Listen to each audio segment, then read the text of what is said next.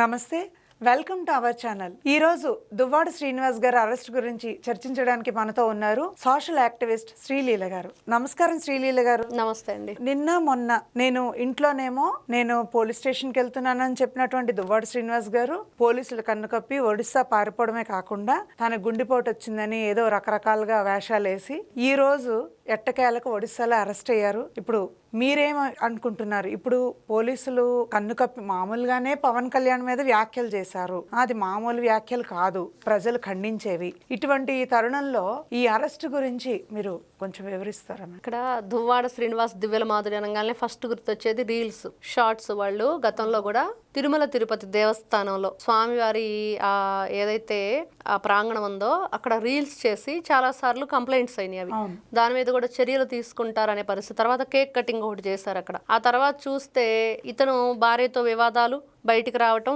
దువ్వాడ శ్రీనివాస్ దివ్యల మాధురి అనగానే ప్రతి ఒక్కరికి ఇవన్నీ గుర్తొస్తాయి. వాళ్ళు గతంలో చేసినవన్నీ కూడా. ఆవిడ మధ్య ఏదో బిగ్ బాస్ కు దేనికో వెళ్ళటం, ఆ తర్వాత ఆవిడ నోరు ఎలా దురుసుగా మాట్లాడతారు, మొన్న పోలీసులతో కూడా ఎంత ఆర్గ్యుమెంట్ చేసింది, వాళ్ళని ఏ విధంగా తోసుకొని మరీ వెళ్ళిపోయింది, ఇవన్నీ చూసాం. అంతా ఎందుకు చేస్తున్నారు, దేనికోసం అంటే ఇప్పుడు అతన్ని విచారణకు రమ్మని పిలవటం పోలీసులు చేసినప్పుడు వెళ్ళి విచారణకు హాజరయ్యి మీరు చేసిన తప్పా ఒప్ప, దాన్ని మీరు కరెక్ట్ చేసుకుంటారా చేసుకోరా అనేది అక్కడ తెలుసుకోవాలి. అలా కాకుండా ఈ హై డ్రామా అంటే కథ, స్క్రీన్ ప్లే, డైరెక్షన్ అండ్ యాక్టర్లు కూడా వీళ్ళే దాంట్లో.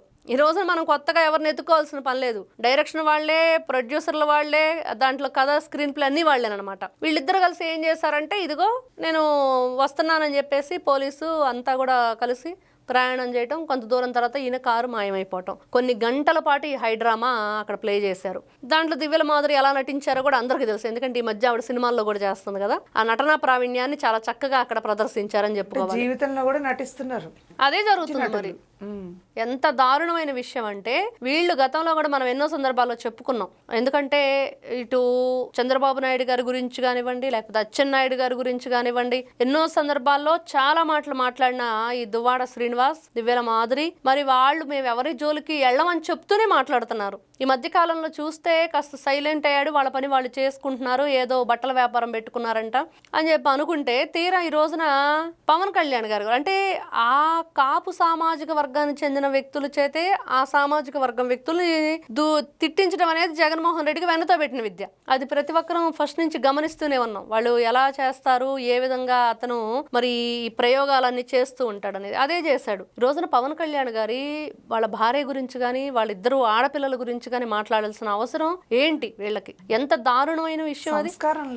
మీరు నిజంగా రాజకీయాలు చెయ్యాలి, మేము రాజకీయ నాయకులం, ప్రజాప్రతినిధులు అని చెప్పుకోవాలంటే అర్హత మీకుందా లేదా? ఈ రోజున పోలీసులకి ఈ రోజున ఎన్నో పనులు ఉన్నాయి, బోరెడని కేసులు ఉన్నాయి, ఎన్నో రకాలైన కర్తవ్యం వాళ్ళు నిర్వర్తించవలసి ఉంది. అవన్నీ వదిలేసి మీరు ఇట్లాంటి మాటలు మాట్లాడటం, దీని మీద కేసులు పెట్టడం, మిమ్మల్ని అరెస్ట్ చేయటం, విచారణకు పిలవటం వాళ్ళకి పెద్ద తలనొప్పిగానే ఉంది. కాకపోతే ఎప్పటికప్పుడే వైఎస్ఆర్సీపీ పార్టీకి సంబంధించిన ఈ నేతలు కానివ్వండి, కార్యకర్తలు కానివ్వండి, జగన్మోహన్ రెడ్డితో అంటగాగే వాళ్ళందరూ కూడా నిరూపించుకుంటున్నారు. మేము ఇంతే, మా భాష ఇంతే, మేము ఇలానే మాట్లాడతాం, అరెస్ట్ చేసినా కూడా మేము తగ్గం అని చెప్తున్నారు. వైసీపీ కుట్ర కూడా ఉందంటారా? ఖచ్చితంగా ఉండిద్ది, లేకుండా ఎందుకు ఉండిద్ది? వైఎస్ఆర్సీపీ పార్టీ ఎమ్మెల్సీ కదా దువ్వాడ శ్రీనివాస్. మరి ఆ మధ్య అసెంబ్లీ దగ్గర కూడా ఇద్దరు ముచ్చరించుకున్నారు కదా, శ్రీనివాస్ జగన్మోహన్ రెడ్డి.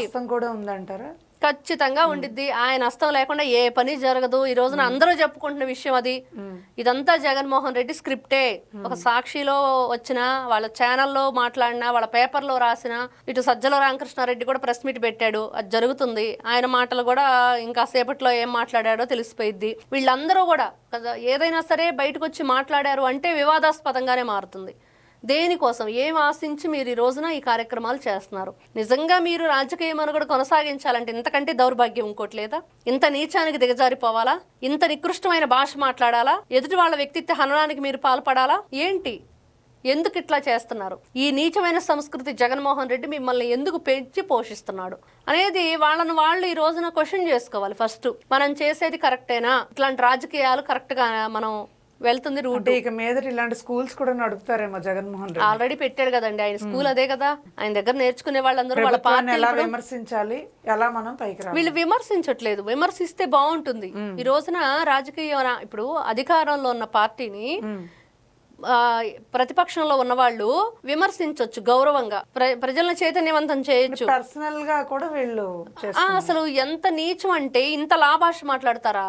ఇలాగనా బూతుల రాజకీయమా? బూతులు తిట్టు పదవులు పట్టని జగన్మోహన్ రెడ్డి పెట్టిన ఒక స్కీమ్ ఏదైతే ఉందో దాంట్లో వీళ్ళందరూ కూడా ఎవరు ఫస్ట్ ప్రైజ్ కొట్టేయాలి, ఎవరికి అత్యుత్తమ పదవిని ఇస్తాడని చెప్పే ఆ కుతూహలంతో ఉన్నారు తప్పించి ఎక్కడా కూడా మనం తప్పు చేస్తున్నాము, మనం ఈ భాష మాట్లాడకూడదు అనే బుద్ధి మాత్రం ఎవరికీ లేదు. కాబట్టి ఇట్లాంటి నీచమైన సంస్కృతికి తెరలేపుతూ ఇట్లాంటి డ్రామాలు ఆడుతూ పోలీసులు కళ్ళు కప్పి ఇంత డ్రామా ప్లే చేసిన వీళ్ళని అంత ఈజీగా వదిలిపెట్టకూడదు. వీళ్ళు ఏదైనా చేస్తారు రేపు. సరే ఏదైనా పొరపాటున జరగకూడదు జరిగిందనుకోండి, పోలీసులు చంపేశారంటారుగా. ఇప్పుడు ఆమె కూడా డ్రామా చేయడానికి ట్రై చేశారు కదా, మాధురి గారు కూడా.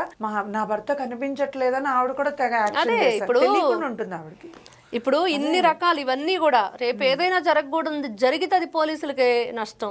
కాబట్టి అరెస్ట్ చేసేటప్పుడు కూడా చాలా జాగ్రత్తగా వాళ్ళ వెహికల్లో వెళ్ళటానికి అసలు పర్మిషన్ ఇవ్వకూడదు. పోలీస్ వెహికల్లోనే తీసుకువెళ్ళాలి. విచారణ సమయంలో కూడా రికార్డు పెట్టుకోవాలి, ప్రూఫ్స్ ఉండాలి. అట్లాంటి పరిస్థితి ఈ రోజున వైఎస్ఆర్సీపీ పార్టీ వాళ్ళు తెస్తున్నారు నీచమైన సంస్కృతి తోటి. అసలు ఇప్పటి వరకు కులం అనేది ఎప్పుడు లేదు. ఎప్పుడో మనం చిన్నప్పుడు హిందూ ముస్లిం గురించి ఏవేవో విన్నాం.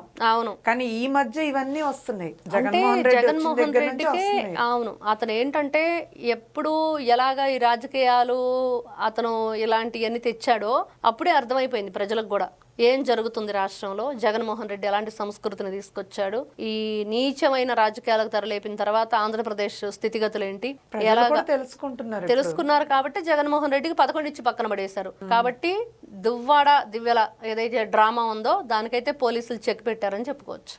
Thank you. నమస్తే.